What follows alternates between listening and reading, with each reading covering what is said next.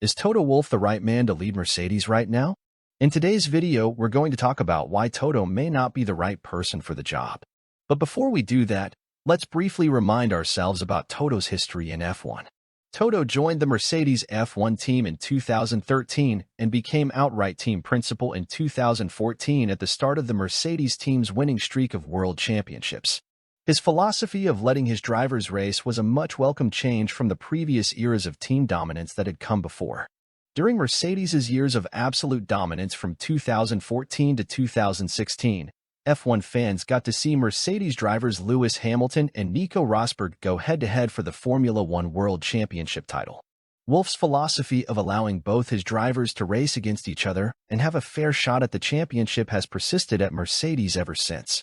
One criticism that Wolff's detractors have of him, though, is that he inherited a championship-winning team and doesn't know how to build one. This may very well be true, and how Mercedes bounced back in this period where they no longer have the best car will be telling.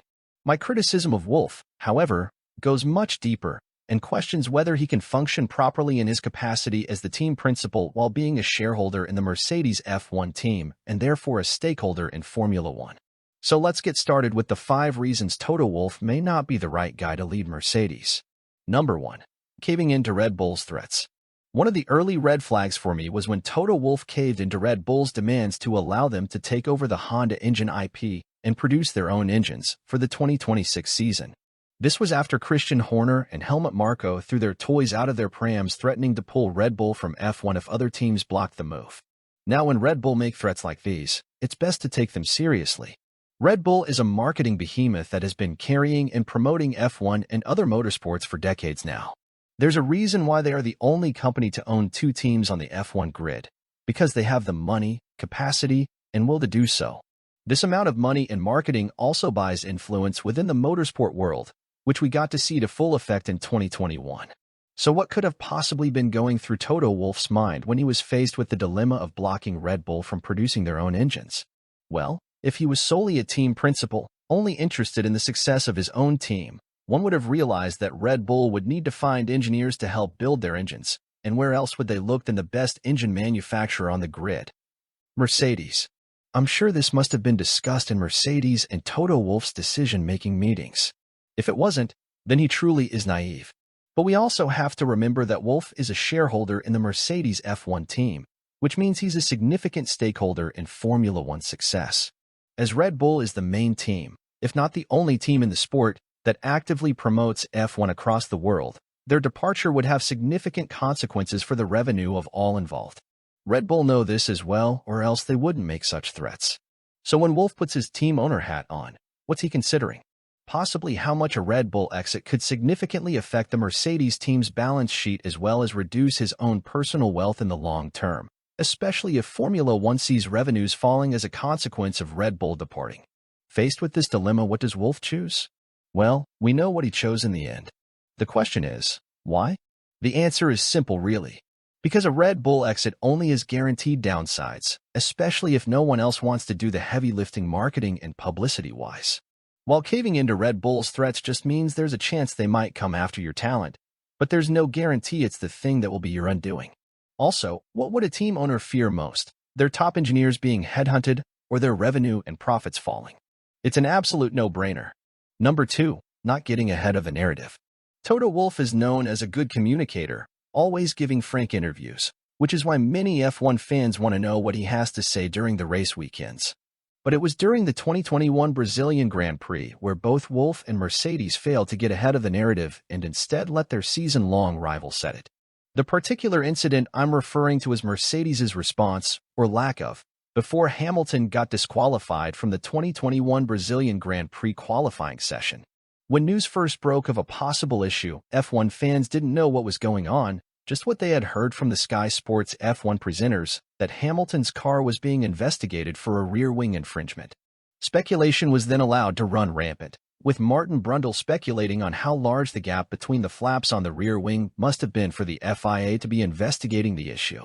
And then after Christian Horner had made his obligatory appearance on Sky Sports F1, was able to give his insight on what the problem was and what the FIA penalty should be, most fans were convinced it was going to be a slam dunk penalty. Yet still no response from Wolff or Mercedes to set the record straight, instead allowing the narrative to be set by their rival. It was only after the FIA had disqualified Hamilton from the qualifying session that Mercedes came out to reveal to the public that the disqualification was for a 0.2 millimeter infringement because of a broken edge of the rear wing. To help you visualize that, 0.2 millimeters is less than the thickness of your fingernail. Maybe if they had made this public in the copious amount of hours they had before the penalty was handed out, things could have turned out differently. I'm pretty sure if Red Bull were in the same position, this is what they would have done, because they actually know how to use the media for their own benefit and are willing to fight for their driver, as we saw in Silverstone that same year. Maybe for some reason Mercedes didn't want to put pressure on the FIA by disclosing what the infringement was. Or maybe it's just another sign of the naivety at the top. In any case, this is another red flag about Wolff's abilities to lead the Mercedes F1 team back to winning ways. Number 3. Failing to take the Abu Dhabi 2021 decision to court. If Mercedes hadn't realized the FIA was working against them during the 2021 season, they definitely should have after the Abu Dhabi 2021 race. The FIA corruption was now in plain view for all to see, with the then race director, Michael Masi, as one of his final acts, making decisions that would hand Red Bull and their driver, Max Verstappen, the Formula One World Drivers' Championship. Of course, in the moments after the shocking finale, the Formula One world media would try to convince viewers that there was nothing to see here, and everything was above board. Only after assessing the public outcry over what had happened would they moderate their output to account for the public mood. So what was Toto Wolff's response during this period? Well, we've all heard the "no Mikey no" soundbite many times. But what was Wolff's thought process in deciding not to take the FIA to court over the Abu Dhabi debacle? Did he really think there was no point doing so because it would be like the FIA marking their own work? And isn't that what actually happened in the end? At the beginning of the following season, the FIA released their report into what happened in Abu Dhabi 2021 and, essentially, marked their own homework. Who knows what kind of secrets would have been revealed if Mercedes had taken the FIA to court? Maybe the public would have found out who was putting the screws into Masi that day, or that the whole 2021 season was a concocted sham to boost viewers, engagement, and revenue. Or maybe fans would find out just how dirty the sport of F1 really is. It's my opinion that Wolff put his Formula One stakeholder cap on after the Abu Dhabi 2021 finale and decided to protect the brand of Formula One rather than seek to correct an injustice. After all, it was only really Hamilton who was affected by Masi's decision. Mercedes still won the Constructors' title, and that's the championship where all the money is divvied out. So again, what's Wolff's first priority here? To protect his bottom line by protecting the image of Formula One. He can't let the public see what's in Formula One's closet, because that might ruin things for everyone, and then no one will be happy. Number 4. Failure to use the bully pulpit effectively. I've already mentioned one instance where Toto Wolff didn't use the media effectively during the 2021 Brazilian GP, but there have been other instances since then. Whenever I'm assessing Wolff's actions or non-actions with the media, I juxtapose them with what I think his rivals would do, most notably Christian Horner. During the FIA's cost cap investigations for the 2022 season, there was some mention of teams possibly hiding costs in other divisions within their organizations. Of course, the F1 media hardly reported on this for fear of ruffling any feathers, but from the statements that were put out by certain teams, it was clear to me that Red Bull, having implied that the rules weren't clear on this particular issue, may have been using their powertrains division to obscure costs. This was something Wolff was aware of as well and was keen to know what actions the FIA would take on this issue. In the end, the FIA said they would not take any retrospective action, but would tidy up their regulations so that any crossover knowledge and technology would be accounted for in the future. And what did Toto Wolff do this time? Nothing. Not one mention to the media of what Red Bull may have or had been doing, or of the FIA deciding to look the other way. Wolff has the bully pulpit, so he should use it. It's almost like he's bringing a knife to a gunfight, or maybe even worse, he's going in empty-handed. You can bet your house if roles were reversed and Christian Horner had this sort of knowledge about Mercedes, he'd be on Sky Sports every day making sure the public knew what was happening to at least make sure everyone is competing on a level playing field. If not to inflict as much reputational damage on Mercedes as possible, which I suspect would probably be Horner's main motivation. Protecting the image of Formula One would be the last thing on Horner's mind. Which leads me to my main problem with Wolff. Number 5, more concerned with protecting the brand of Formula One. Wolff's actions show that he prioritizes protecting the image of Formula One above everything else, even his own team's success. We all saw his raging outburst at the Las Vegas Grand Prix when a journalist dared to suggest that the event was a shambles. This sort of reaction happened because he sees himself, first and foremost, as a stakeholder in the success of F1. Formula One's growth and success is what will increase the revenue and profit of the Mercedes team in the long term, and therefore his own personal wealth. His unwillingness to go on the attack, or even just use the media to plant a seed and get people to ask questions, has given a clear signal to his enemies and rivals that he's weak. And when entities like the FIA and Red Bull smell weakness, they go for the jugular.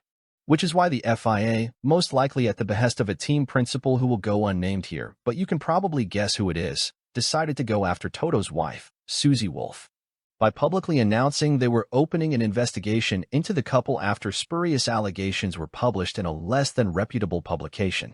It's pretty obvious someone doesn't want Susie Wolff around for fear of what she might learn. Probably the same reason they wanted rid of Shailen Rao, who was the FIA's interim Secretary General for Motorsport from June 2022 to December of the same year.